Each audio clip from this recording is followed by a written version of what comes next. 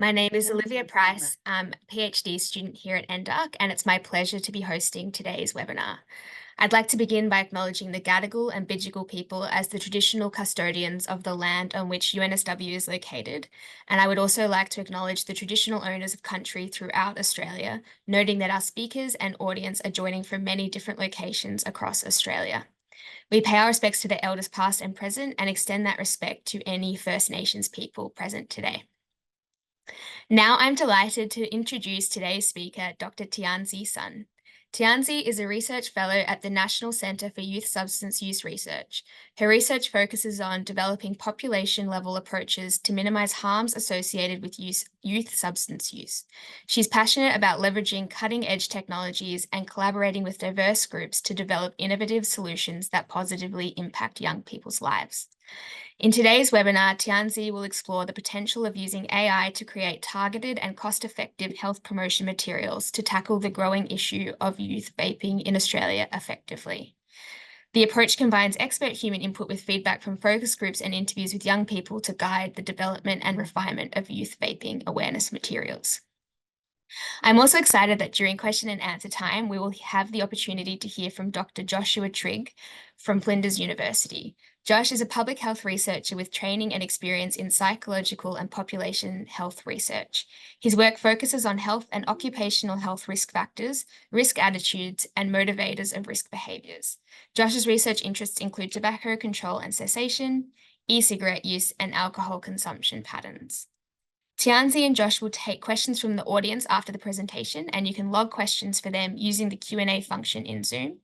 I will relay as many questions as possible to the speakers at the end of the presentation, but we might not have time to get to all of them.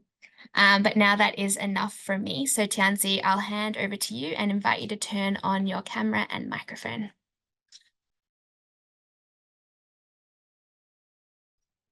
Okay, can everyone hear me? That's all good. Okay, thanks Olivia for the introduction and for inviting me to present at the NDUC webinar this week.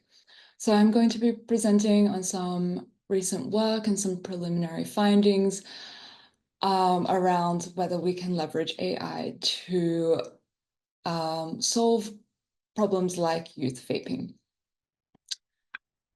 So I would like to begin by also acknowledging and paying my respects to the Yagara and Turrbal people, who are the traditional custodians of Mianjin, which is the land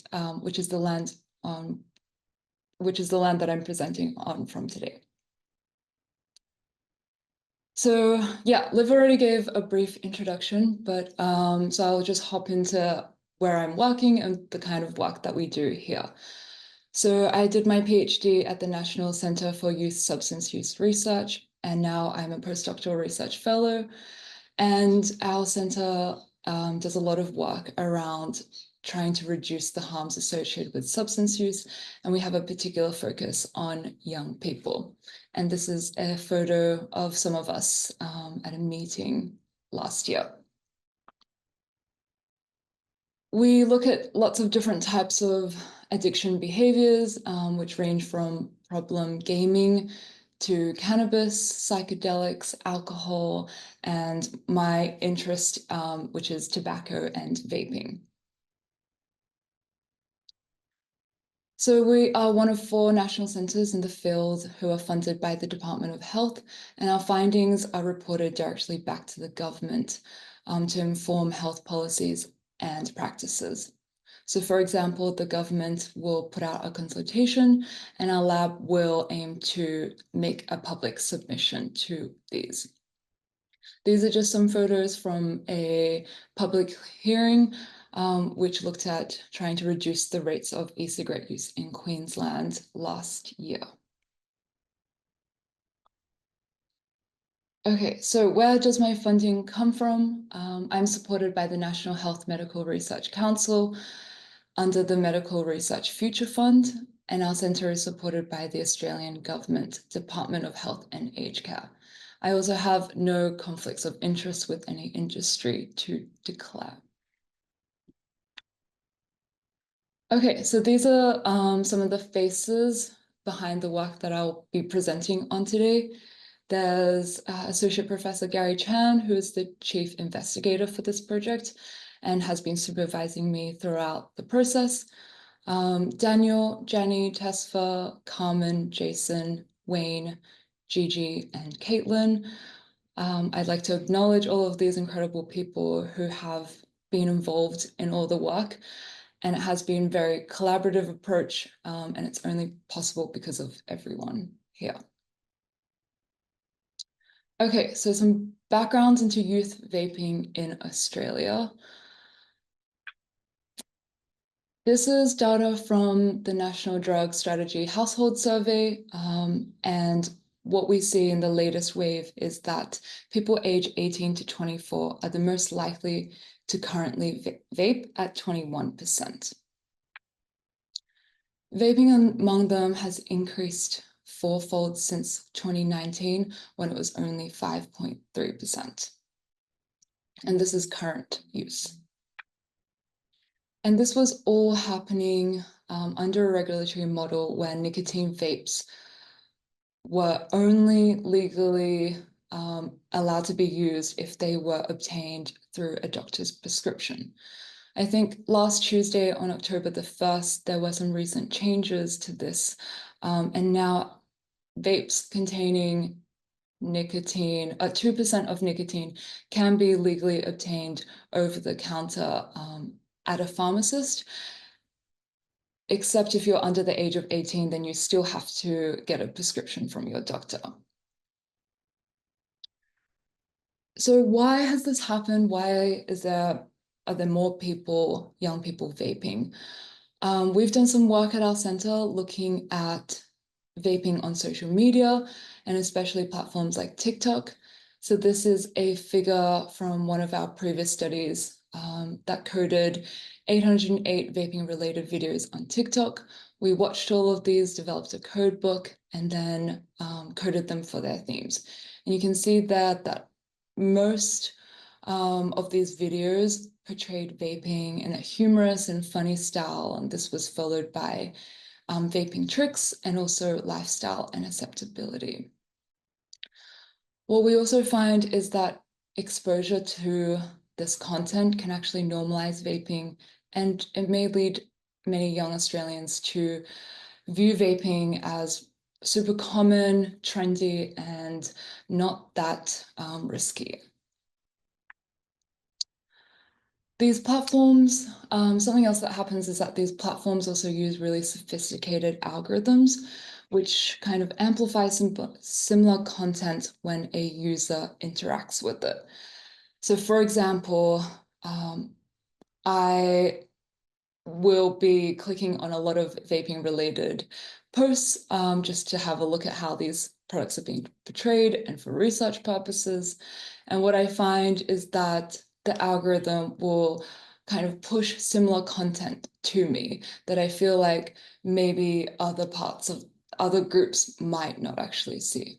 So this is one example of a meme, and I'd say this kind of is portraying vaping as like something that's very normal in everyday life. I also saw this one. This is a vaping accessory. I think it's a gold-plated elf bar holder. And other memes about rejecting trends and embracing more traditional vices. So what can we actually do to try and combat all of this vaping content or tobacco content on social media? One way that has been historically used is through mass media campaigns. And these have been historically very successful at reducing the smoking prevalence. Mass media campaigns do this by reshaping young people's attitudes, beliefs, and intentions about smoking. And they're also an essential pillar for tobacco control and are mandated by the WHO. So there is a need for what we've learned in tobacco control to be adapted and extended to address the increase in youth vaping. So Australia has been trying to do this. This is a timeline of some state and federal vaping awareness mass media campaigns that I've come across. So I don't know if this is a comprehensive list, but as soon as I see one, I will try to note it down. And these were launched in Australia between 2021 and 2024. And this is despite the fact that vaping was already a problem probably in 2019. We've only seen the first campaigns in 2021. So this one on the right, that one is by the Central Coast Local Health District, and it was targeted at high school students in New South Wales. And this one only focused on the health harms of vaping. In 2022, New South Wales Health released the Do You Know What You're Vaping campaign, and this was also licensed to other jurisdictions. I think this one was a very popular one. They compared vaping to batteries and household items, and they also mostly focused on health harms. Some more recent ones include the Give Up for Good campaign by the Australian federal government. And this is a photo that my friend took in Cairns and sent to me. And this one targets themes like health, but also social norms and addiction.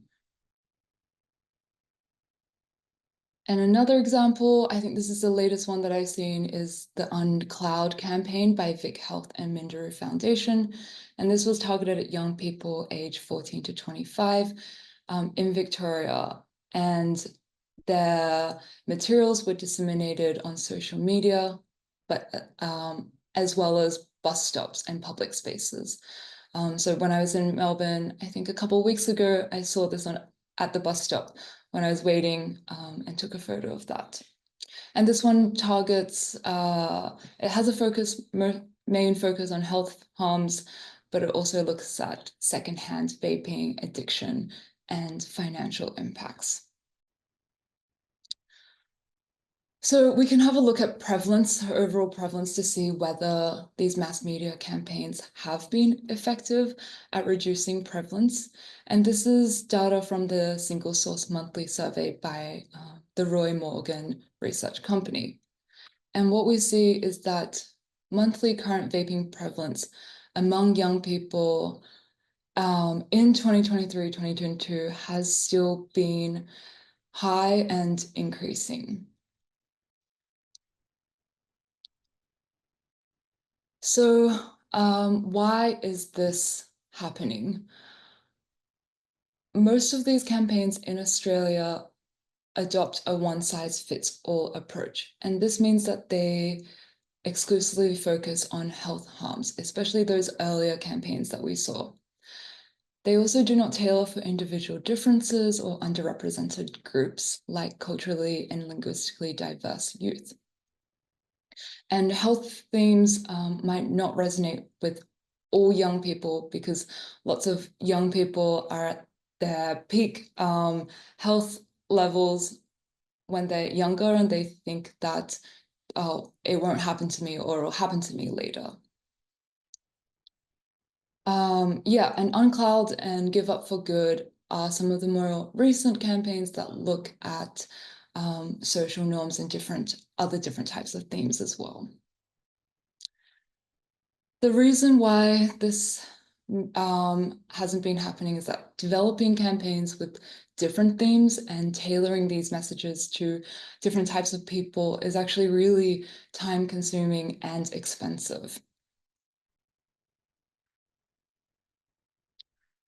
So this brings me to generative AI. What about AI? Can we actually use it to help us to create accurate and effective materials whilst also saving us time and money?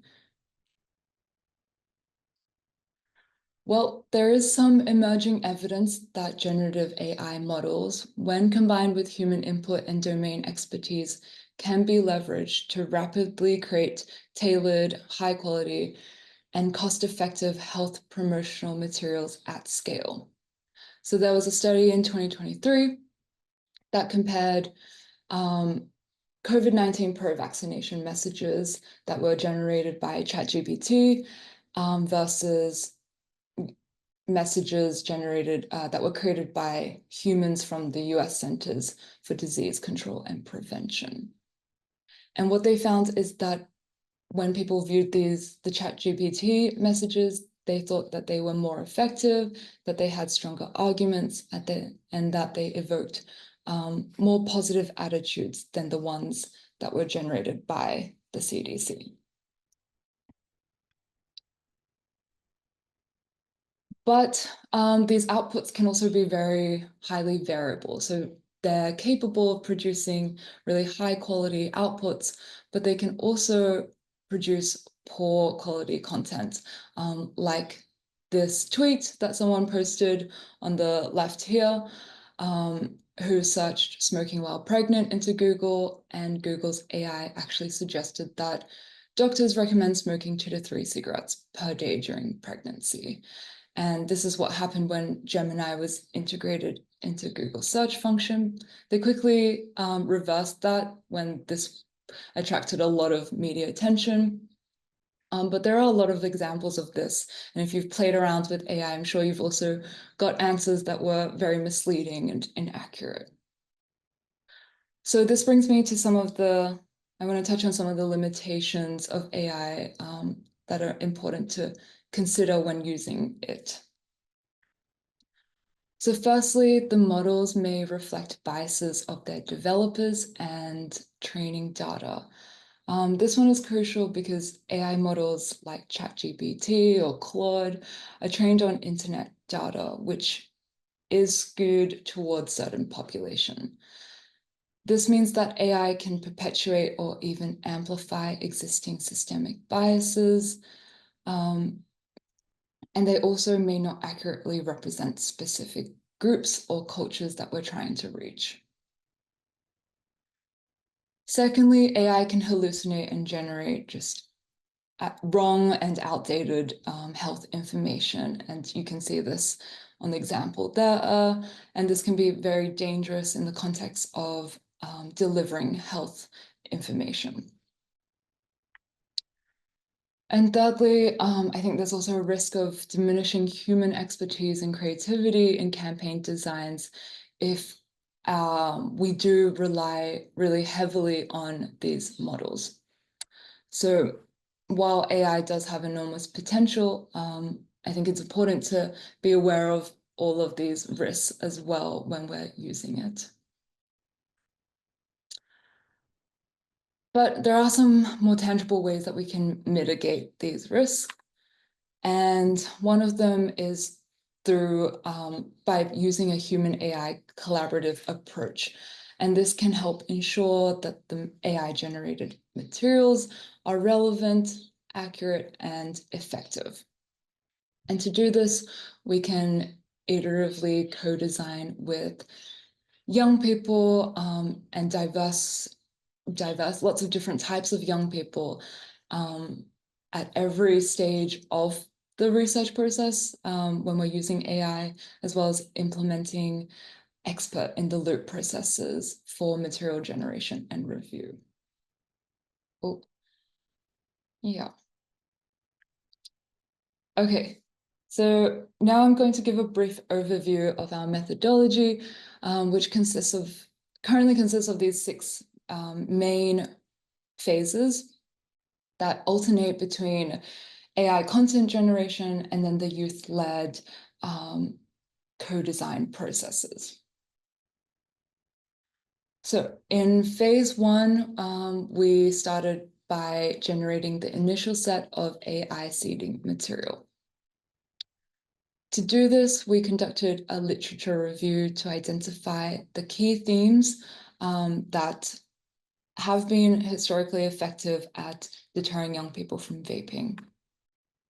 We then use these themes to guide the development of generating the seeding material, and I will later down the presentation, I will show how these prompts are structured. But for this one, phase 1, we used ChatGPT 4 for text and then Midjourney for images.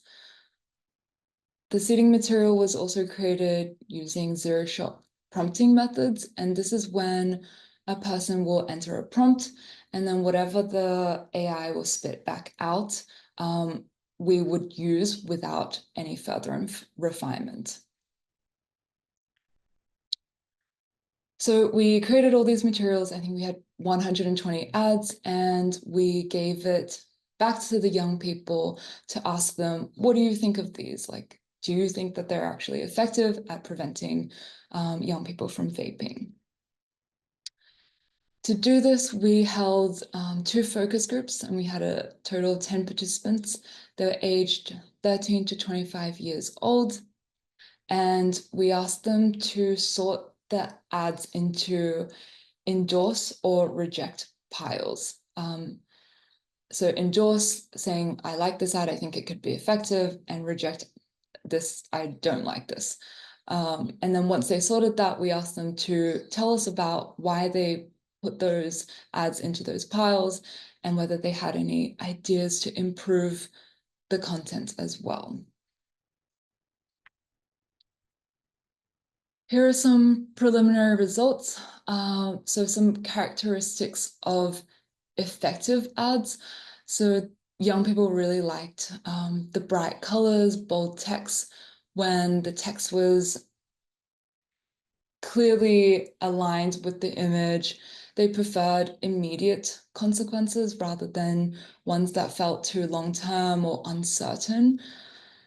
And they didn't like ads that were stock-like images. So they felt like all of these ads were a little bit stock-like, and they suggested to vary the style of these images. We've found that mid-journey diffusion models, text-to-image models like Midjourney are really bad at generating hands, but also vapes because they're not very up to date. So young people thought that these weren't the vapes that their friends were using. Also, the use of outdated references like wallets and coins.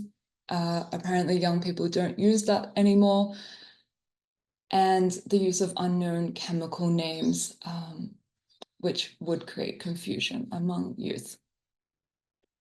So we got all of this feedback, and then we went back to the drawing board in phase 3.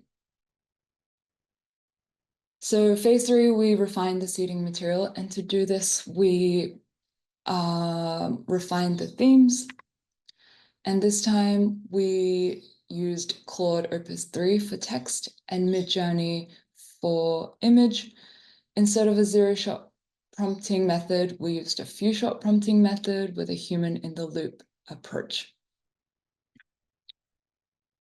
And this is an example of how this would kind of work. So we first developed a systematic prompt structure, and the structure would include several key components like an introduction, so a clear introduction to kind of introduce the AI to the task. This would be followed by a clear definition of the theme to provide context, some examples from existing campaigns to inspire the AI and to demonstrate what has been effective. And lastly, some detailed instructions to ensure the messages are relevant, accurate, and engaging for the youth audience. And everything in the blue was changed depending on the theme. So social norms or financial impacts, those would be changed. Claude would spit out 10 messages, and there was an expert who would give the AI feedback about what they liked and what they didn't like until there were a set of messages that were appropriate to be used. So here is an example of an ad that was refined in phase 3 and generated in that phase. What we did is that we conducted another, some more qualitative interviews, and we asked young people, what do you think of this new set of materials? So for this one, young people said that they liked the message, but they thought that the image doesn't really connect with the text. The green makes me think it's positive and pro-vaping. It just looks like a poster that no one would look at a lot. So we took this feedback and then we rapidly changed it to generate new materials, which hopefully address their concerns. And this would result in a final set of AI co-designed ads. Here is another example. This is for the financial impact theme. For this one, young people thought it was too wordy, it's too small to read, the anti-vaping message is not eye-catching, and they also had ideas for what would be a better example, something more concrete. And we took this feedback, and this was our final AI-generated ad.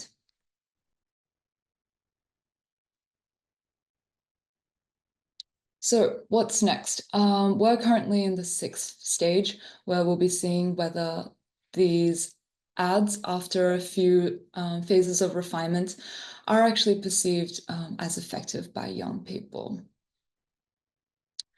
To do this, we conducted a randomized experiment by recruiting participants from the Nielsen online panel. And we had 602 participants aged 16 to 25. Then these young people viewed 50 ads. So these were 25 AI ads and 25 existing ads, and 5 for each theme. And this was within subject design. And it meant that we had over 30,000 data points. Next, they were randomly assigned into 4 conditions, and this was a between subjects design. And so they would either be assigned to the no label condition, an AI generated label that said made with AI, health authority label, and a combination label that would say made with AI, but by the WHO. So here are some more examples that this is for the theme industry manipulation. They would view this, and depending on which condition they were in, they would either see a little labeling or nothing was there.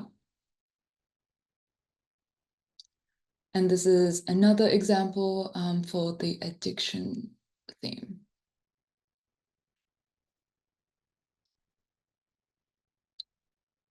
So once young people, after viewing each ad, they would answer some outcome measures related to the perceived message effectiveness. So this includes message perceptions, which are judgments about whether the message actually promotes further processing that leads to persuasion. So this would be like, this ad grabbed my attention, it was provided useful information, was convincing. This also includes effects perceptions. So these are judgments about a message's potential to change behavior. So this includes, this ad makes me think vaping is a very bad idea. A 7-point scale ranging from a very bad idea to a very good idea. And this ad strongly discourages me or strongly encourages me to vape. So here are our hypotheses. These are just our main ones. We hypothesized that there will be no significant difference in perceived message effectiveness scores between our AI co-designed ads and the ones from existing health organizations. We also hypothesized that ads labeled as made with AI would have a significantly lower perceived message effectiveness score than ads labeled as made by the WHO. But we also predicted that this effect would disappear if participants were told that the AI materials, that the materials were endorsed by WHO.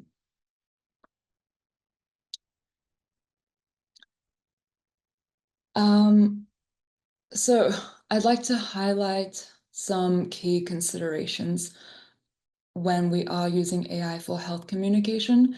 And these points touch on some of the things that some of us have learned during from our research and from the emerging evidence so far.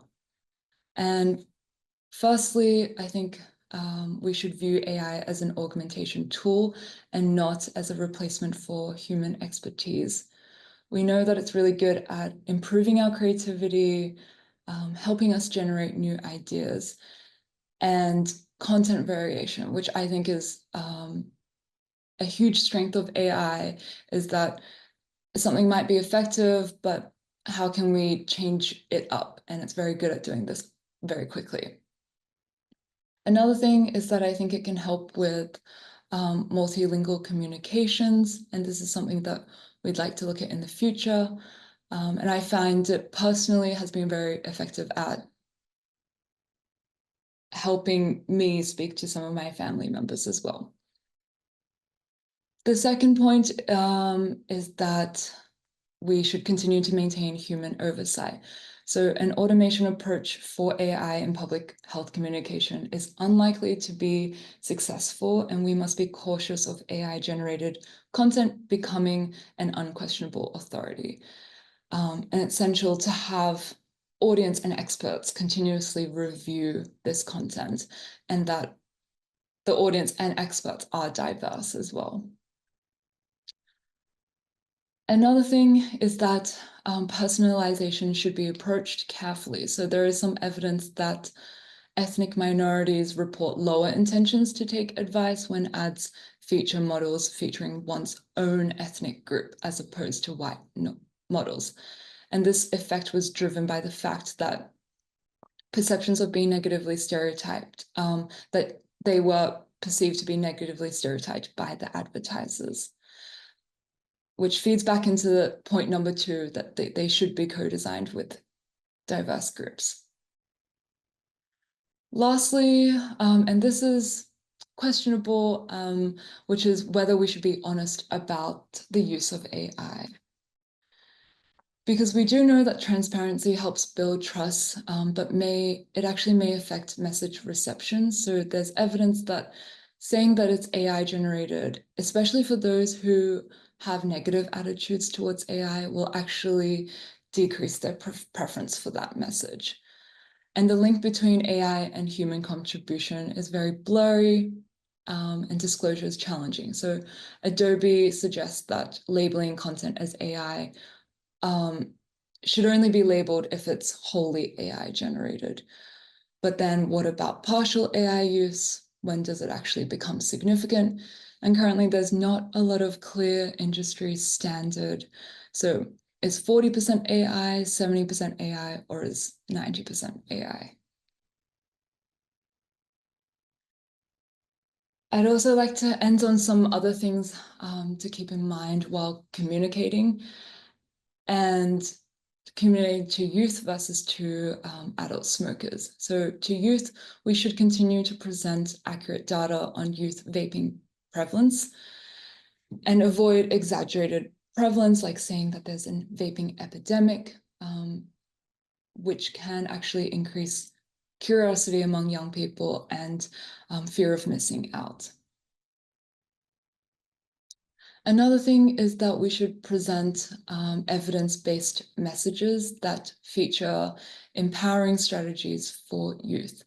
And this is to avoid eroding credibility and increasing skepticism towards health organizations. So you can see on the 2 photos on the left there, the first one was taken by Dr. Katie East when she was traveling around Tasmania. And if you look closely, I think this was at the University of Tasmania, actually. If you look closely, someone has actually used photos of Timothée Chalamet, Taylor Swift, Billie Eilish, Ariana Grande, and they've edited them to have wrinkles and they're holding vapes.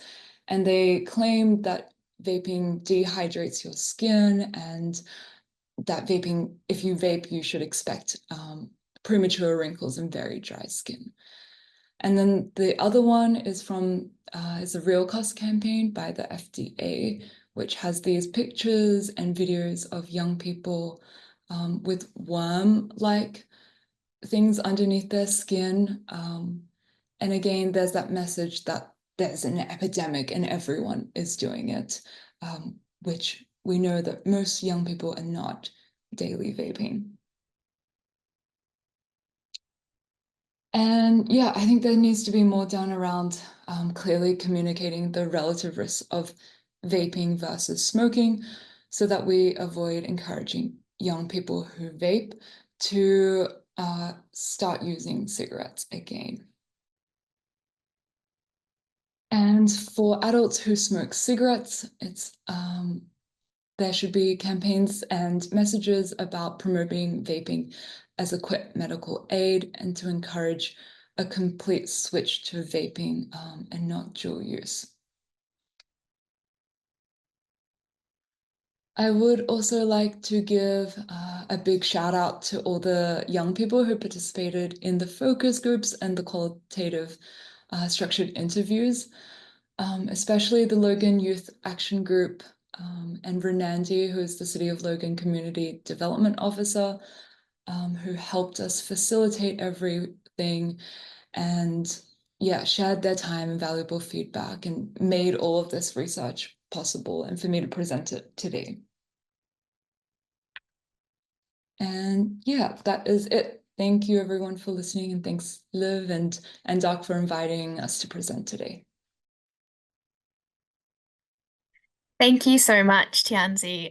Such an informative presentation, and you've used such innovative research that I think has probably made many of us in the audience start to think about how we might be able to leverage AI to sort of improve our own research. And definitely have covered two of the hottest topics between AI and vaping. So thanks for your presentation. There's already a lot of questions coming in from the audience, which is so great to see, but please feel free to keep them coming.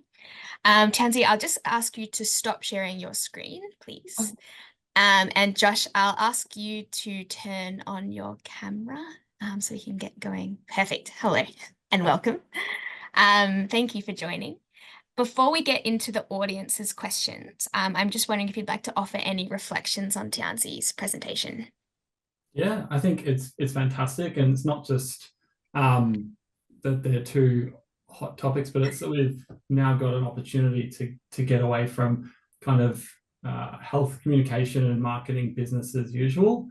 I once had somebody who was putting together health comms basically say their designs were based on their gut feeling, and then they'd focus test them, which doesn't seem very cost effective. So the idea of a more responsive approach, like you've talked about today, and a more cost effective approach that can be scaled across different types of groups is fantastic.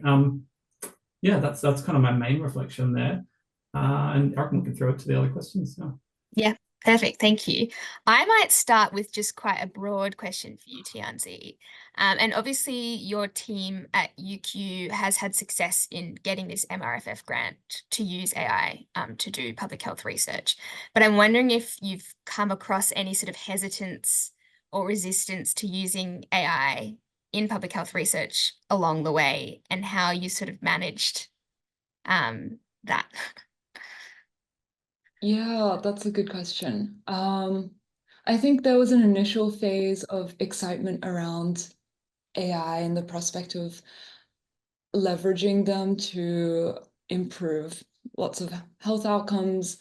And with that came, I guess, the concerns around using AI, and that there are a few very powerful people who are in control of these large language models, and that there is just an over reliance on these AI models to give us the correct information.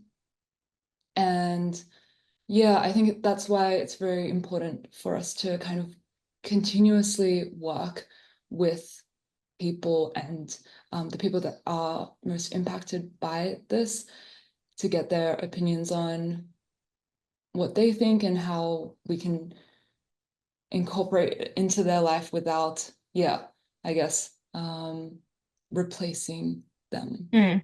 Yeah, I think you put it really well in the presentation when you sort of described it as augmenting research and human creativity rather than taking over altogether. There are some sort of specific questions, I think, about sort of the design process. So we might start with them. The first question is about, I think you said at one point that you had sort of expert input into designing the ads, and an anonymous attendee has asked whether that was a health promotion or advertising or academic expert. Yeah, that one was an academic expert, and they, were also a young person Okay. with some vaping experience as well. And I think you also talked about existing ads. I think, when you fed into the AI model, you gave it examples of successful existing ads. Were they from currently running campaigns? Yeah, that's a good question. We used that one, we used existing campaigns, not just in Australia, but in the US as well. And we took them from evidence-based resources in journal articles that have shown the effectiveness of these campaigns and taken one or two examples from those to put into the AI model so that they knew what was an example of something that was effective as well. And a naive question for me, is that putting an image into the AI, or is that just the wording? That's just the wording. And so another sort of specific question about the process from Renee is, were the young people in the focus groups vapers themselves? Did you ask them that? Yeah, we did ask them that. I think for both of them, we had quite a mix. So some people who have never tried vaping, and then others who have previously used them but don't use them anymore, and then others, that said that they vaped weekly. Okay, a good mix. A good mix, yeah. I might now throw a question to you, Josh, which is sort of an anonymous attendee has asked, what are the implications of down scheduling nicotine vaping products and the pharmacy supply model on youth vaping, particularly in terms of accessibility, public health messaging, and long-term health effects? That's a big question. Yeah, that's a big one for me to respond to. I might not be exactly well placed to respond to this one, but I would say that it just means that for this approach that Tianze and her collaborators are doing, it means that the context of this kind of thing is shifting. And so the context that ads were created in, seeding material was created in, will have been different. And it's sort of the intervals between major changes is kind of changing, becoming shorter. So I think the idea that an approach like this being more responsive, more cost effective, means that there may be more opportunity to respond to these kinds of legislative shifts, shifts in organizations supporting it or not, and then the public discourse around it as well. So I think it's something that could be well placed to use this kind of approach for. Yes, it sort of has feels of during the pandemic when the public health messaging just kept changing and we couldn't keep on top of it through ethics and everything else. All right, there's a lot of AI specific questions, Tianze, so we'll get into some of those. Sev has asked, can you speak to the qualities of the content produced by LLMs that might make it more effective than human generated content? And what is the LLM doing that the human campaign designer isn't? Yeah. That is a good question. Yeah, because I guess one of our results was that the AI content was not inferior to the human generated content, and that we actually found that it was slightly superior.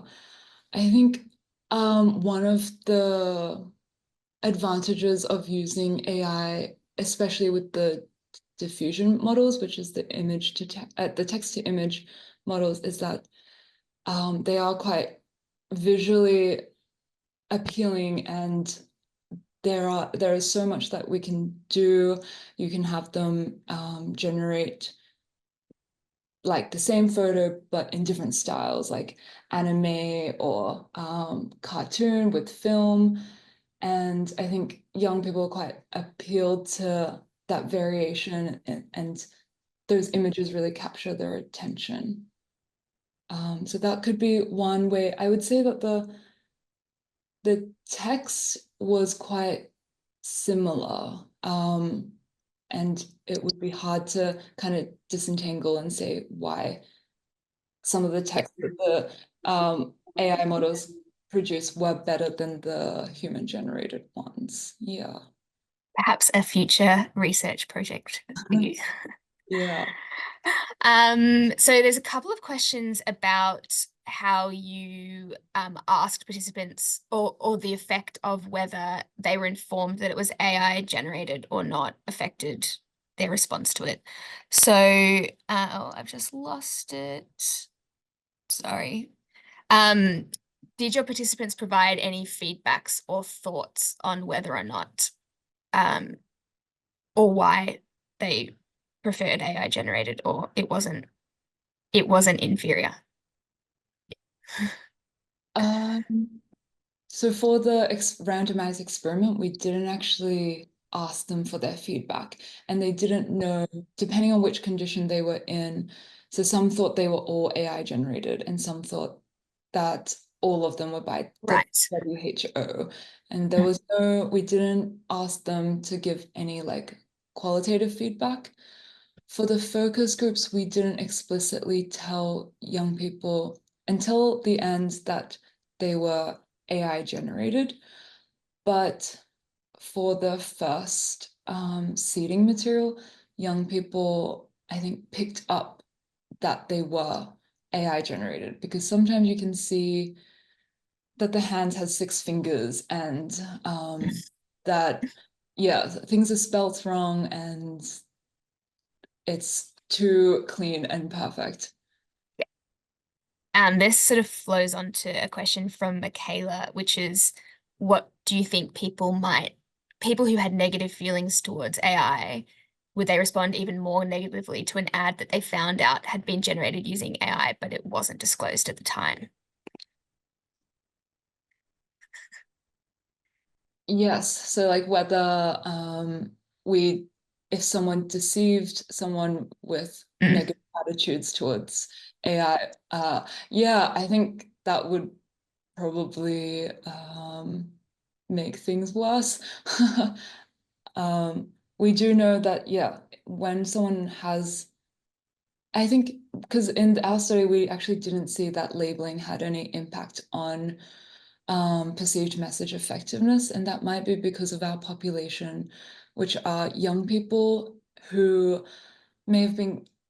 are using this technology and growing up with AI, and maybe this population just generally has lower attitudes towards AI than the general population, and why we didn't find any effective labeling in our study. Yeah. That was a hard question. It's a good answer. There's a question which I might throw to both of you. I'm not 100% sure on some of the acronyms in it. Are there any ARTG listed products currently leveraging AI and remote titration technology to facilitate best practices in cessation methodologies related to electronic nicotine delivery systems? Josh, did you want to I go? would say I'm not sure on that front. Leveraging Yeah. AI and remote titration there, so personalized approaches to cessation. Not Right. really sure there. And I think that sort of use of AI might be even more, might be some resistance to that if people found out than in the case of like the labeling situation that was discussed before. But yeah, I'm not entirely sure. Yeah. Did you want to add something? Sorry.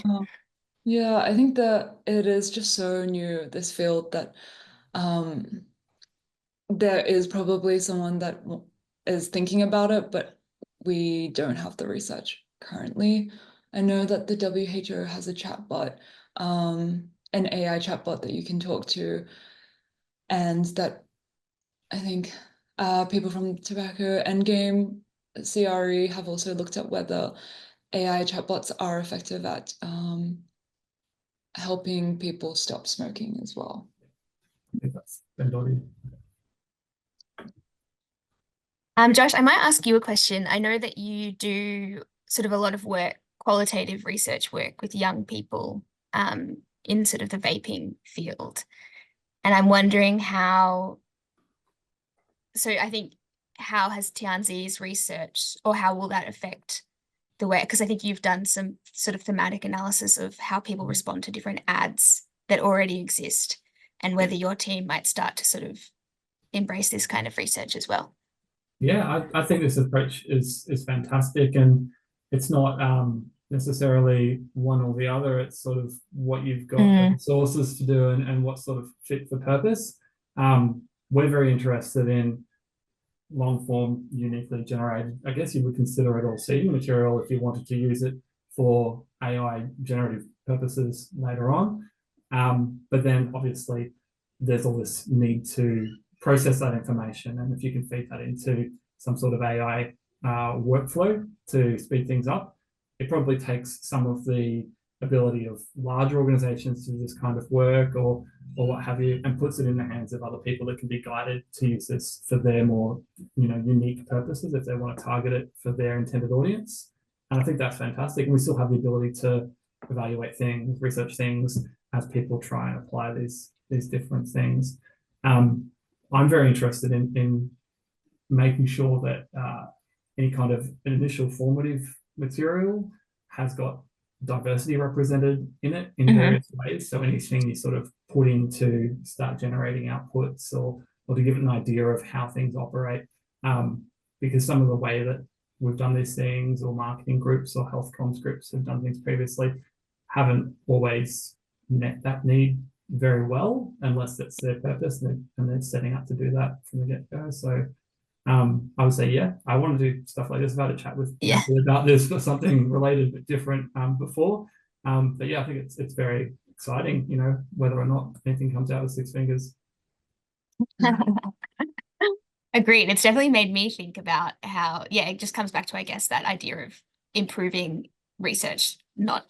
I think people get scared that it's going to replace us all, but yeah, it's very exciting. One more question, Tianze, about your model.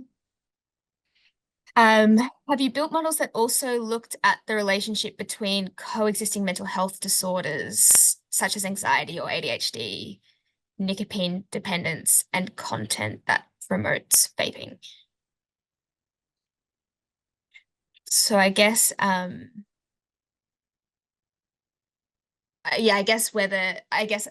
targeting the ads more towards certain subpopulations, perhaps.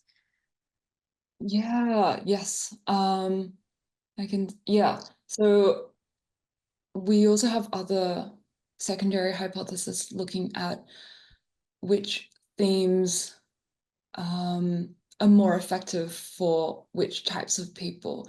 For this study, we didn't ask people about their mental health, but we did look at things like subjective financial situation and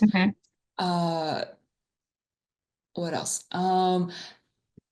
Sex, gender, age, attitudes and knowledge, and trust in health organizations as well. And we want to kind of see, are there certain groups that are more likely to endorse certain themes?